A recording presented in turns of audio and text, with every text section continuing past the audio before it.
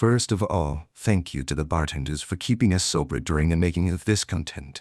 So if you guys want to remain anonymous at the beginning of the video, click the join button below and join the membership. From the evolution of many species into jellyfish formed to the transparent creatures at the bottom of the deep ocean, we have witnessed so many strange organisms in the journey of exploring the world. But when it comes to aliens, you always think they have a humanoid shape like us. Bipedal creatures with 2 arms and standing upright. But are they really like that? What makes us believe aliens will have such a structure, and what makes us think aliens cannot be made up of things we cannot comprehend, against what? To the way. The first important question we need to ask is, what is life? If the answer seems quite easy. We just need to look outside, look in the mirror, anywhere we will see life. We are living on a living planet with creatures living in the sky, under the sea, on the ground, and even on our eyelashes. But when defining life, we find it hard to define this concept. Life is breathing air, grinding rough nutrients, digesting new forms, then excreting and digested substances.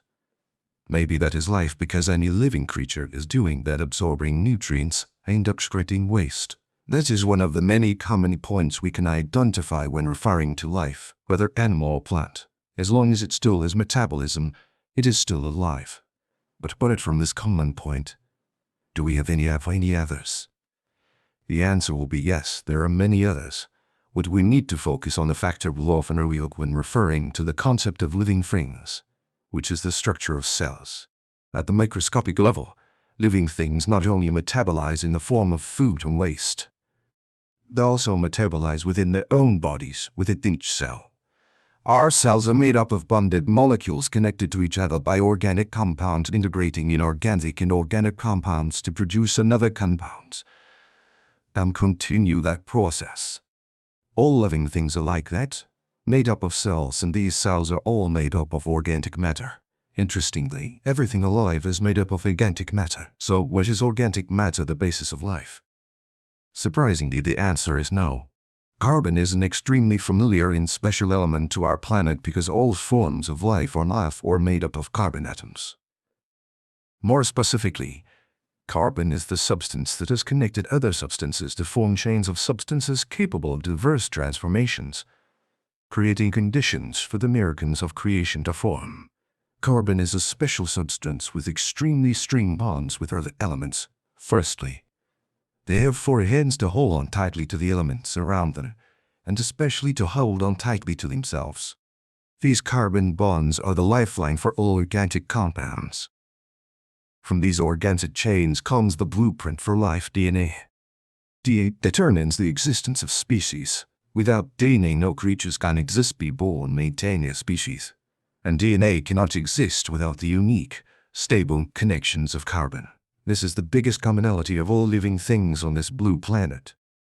Everything from plants to animals, from the sky down to the sea, exists thanks to the complex yet delicate structures created from carbon. Why is it like that? Why is carbon so miraculous? First, we need to consider the types of bonds that allow life to exist. We cannot throw all the chemicals together in a flask and shake it up to create life. It needs to have special bonds connecting the chemicals together in a certain order. The basic chemical bonds and ionic bonds, the metallic bonds and covalent bonds, and the white bonds. Life cannot exist with metals, so we can eliminate that second element. Ionic bonds are too unstable to stably exist. So with covalent bonds, which element can we use as the linking substance to form organic chains like carbon? Looking at the periodic table, we can easily eliminate all the metals from the discussion. The highly flammable elements like fluorine, chlorine also need to go. The stable structures on the far right, like the noble gases helium and neon, because they do not like to react with anything else, need to go. The elements with one Levite bond like hydrogen are also like that. Finally, what are we left with? Carbon, nitrogen, oxygen, silicon, phosphorus, and sulfur. Of all those substances above, only carbon has the best ability to form stable, devout, covalent bonds. Not only bonds with itself, but also attracts the other siblings, so together form organic chains.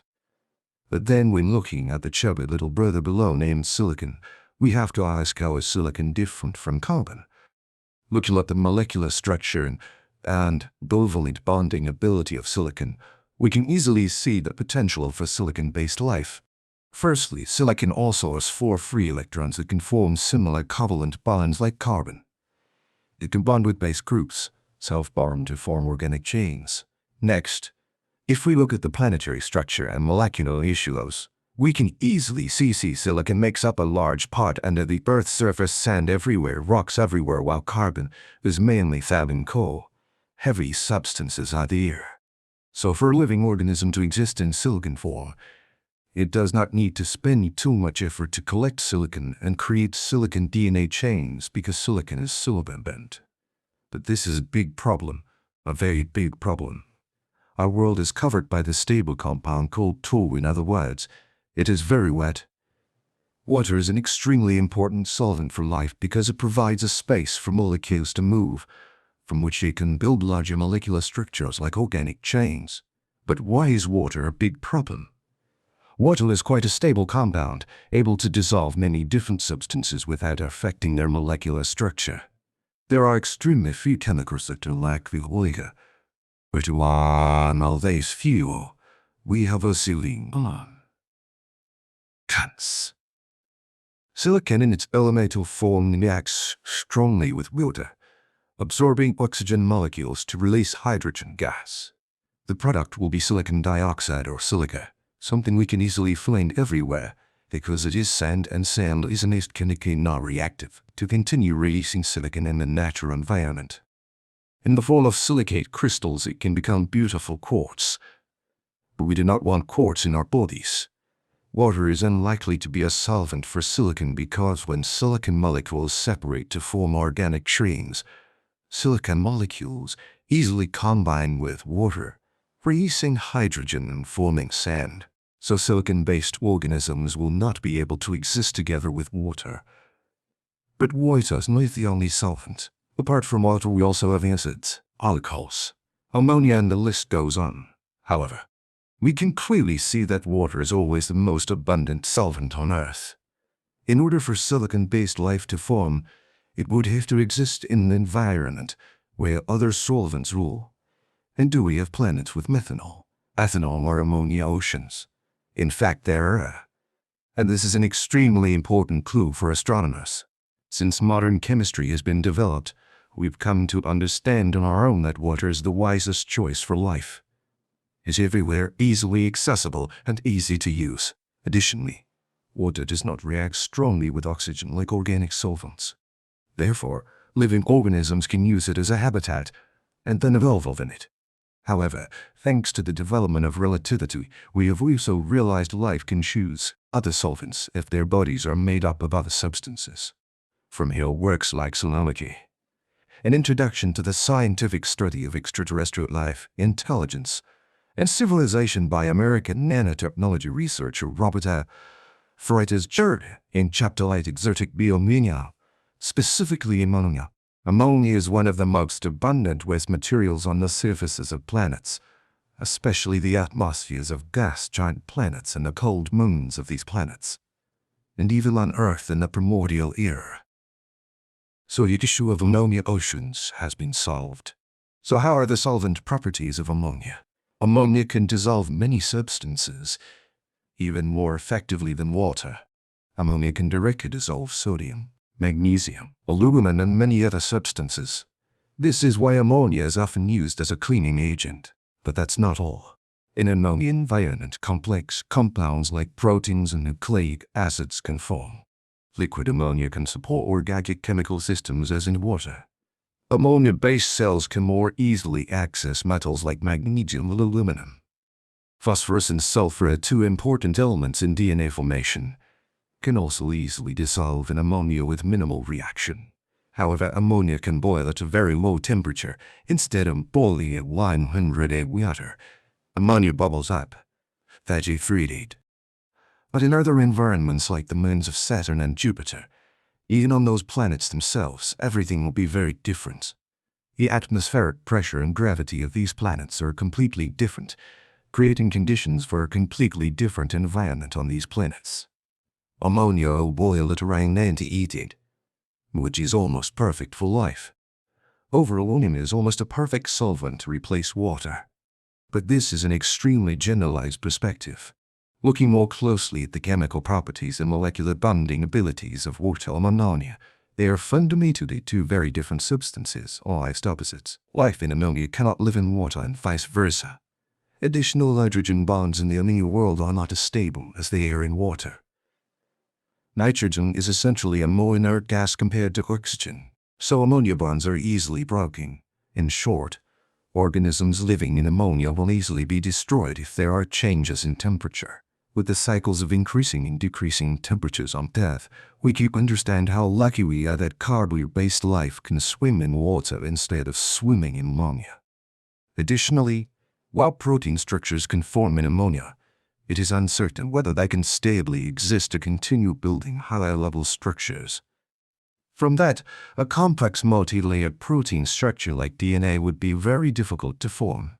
And just when everything seems difficult enough, we have even more challenges. Ammonia is highly flammable in oxygen. That makes it so organisms living in an ammonia world cannot breathe oxygen, or they have to respire and metabolize with another gas. Additionally, radiation like UV will destroy molecular structures, causing water to dissociate into oxygen and accumulate into ozone. The existence of ozone is an almost prerequisite for life because it shields the planet from the effects of solar radiation. But with ammonia it's different. Ammonia is dissociated into nitrogen, and nitrogen must protect the planet from solar radiation. Organisms living in an ammonia world would have to burrow deep down to be able to escape cosmic radiation from the central star. So although it seems that ammonia-based life is unlikely to form with the infinite creativity of the universe, somewhere out there may be a world without oxygen. Only ammonia seas where silicon-based organisms are swimming in ammonia seas that we are in a bunner. With the eyes of brilliant astronomers like Carl Sagan, the existence of water and carbon-based life is not essential. So the existence of life on other bases is completely possible. But so far we have not had any evidence for life other than ourselves, carbon-based organisms. So as Carl Sagan himself said, the absence of evidence often leads to the mistake of thinking that it is evidence of absence. The fact that we have not found evidence of silicon or ammonia-based life is not proof that such a life does not exist. Simply means we have not found it yet or not discovered it yet. And that's why the search for extraterrestrial life must continue. But in that journey we need a broader view of the concept of life. Life does not necessarily have to follow any framework. The life of life may not be the only model. Extraterrestrial life may be in forms we cannot understand or imagine. So in order to truly find and think of aliens, let's let go of all the imagery we've ever had of these creatures. And let the creator give us the most amazing stories. And there's a story of alien imagery, the possibility of extraterrestrial life down in what form. Could it live on water and breathe oxygen like us? Or will it live in ammonia, made of silicon, and breathe sand? Perhaps only time will give us the most accurate answers. If you like this video, click like. Subscribe to us and click the notification bell so you don't miss any videos in the future. Additionally, you can directly support us by clicking the thanks button below, with the join button to join the membership and receive exclusive videos. Thank you for listening and see you again.